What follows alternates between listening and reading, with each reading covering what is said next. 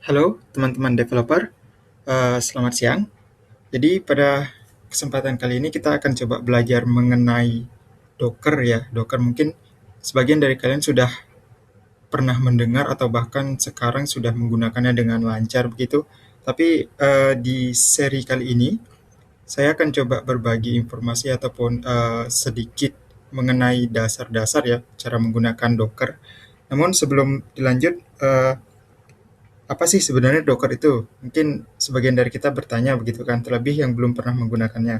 Nah, sederhananya sih mungkin begini, Docker itu adalah sebuah platform ya, platform yang membantu memisahkan logic aplikasi yang kita buat dari infrastruktur yang sedang berjalan.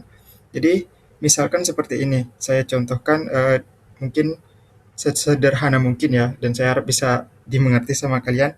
Jadi, contohnya kita membuat sebuah aplikasi. Misalkan kita buat sebuah aplikasi yang mana aplikasi ini berjalan normal di mesin kita ataupun di laptop kita, misalkan seperti itu. Lalu kemudian kita coba deploy atau upload ke server production yang kita punya atau perusahaan yang kita tempat kita bekerja begitu.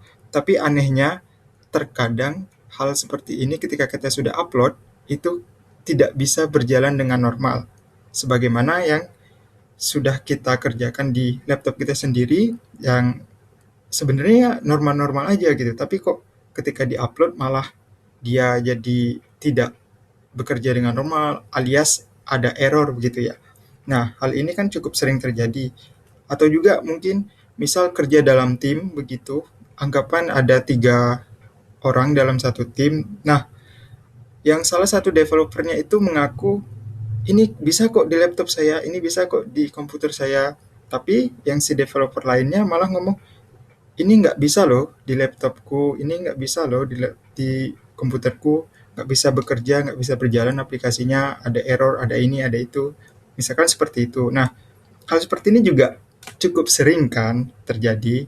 Nah, alasan ataupun beberapa hal yang kemungkinan sering terjadi, yang mengakibatkan ini sering terjadi, berdasarkan contoh yang sudah saya sampaikan tadi, itu diantaranya yang saya tahu ya, itu terkait dengan dependensi dari aplikasi yang kita buat, kemudian dari library ataupun versi library itu sendiri, atau juga bahkan frameworknya, kemudian operasi sistemnya atau sistem operasi, maksud saya sistem operasinya itu fiturnya belum diaktifin begitu di komputer atau di laptop si partner kita ini.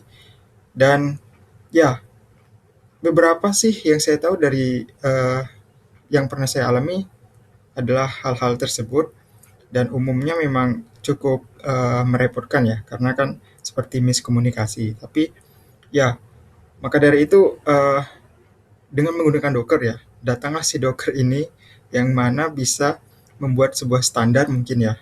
Saya sampaikan bisa membuat standar eh, yang mana aplikasi kita ini dibuat menjadi sebuah kontainer-kontainer yang memiliki dependensiesnya sendiri begitu, sehingga sangat mudah untuk membuat dan juga mendeploy atau bahkan sharing dengan rekan kerja kita di dalam satu tim tersebut.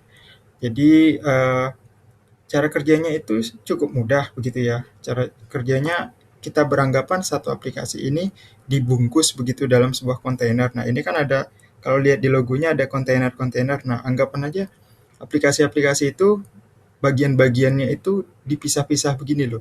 Tapi dalam satu satu environment ya, satu sistem.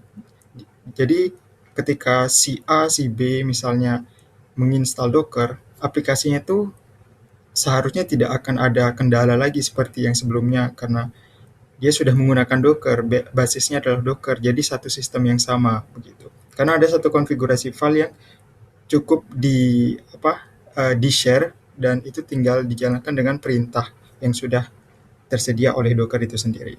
Karena Docker ini juga environment-nya itu terisolasi ya, jadi dia hanya bekerja di Docker ini saja, sehingga memudahkan kita developer begitu untuk bekerja ataupun membuat aplikasi tanpa harus memikirkan seperti apa sih nanti jadinya ketika di-upload atau di-sharing ke teman atau rekan kerja begitu.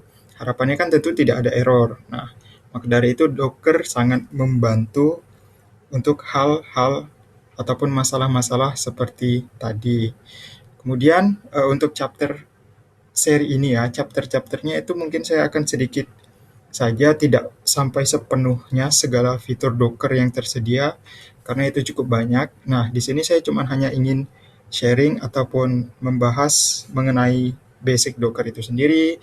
Kemudian ada juga membuild Docker image-nya seperti apa, distribusi image-nya seperti apa. Jadi anggapan distribusi ini seperti GitHub ya, mungkin bisa seperti itu. Ada repo-nya, namanya itu Docker Hub. Kemudian ada Docker Containers, dan yang terakhir tuh Docker Compose. Jadi satu perintah bisa menjalankan banyak service-service Docker yang sudah kita buat nantinya. Oke, untuk pengenalan ini mungkin cukup sampai sini ya. Kalian bisa coba dulu install Dockernya, menyesuaikan dengan sistem operasi yang kalian pakai. Kalau saya di sini menggunakan Linux, jadi nggak masalah jika kalian juga menggunakan sistem operasi yang lain. Cukup ikuti perintahnya saja nanti di chapter-chapter yang sudah ataupun di video-video yang dibuat. Oke, sampai di sini dulu, kita lanjutkan ke chapter atau ke video berikutnya.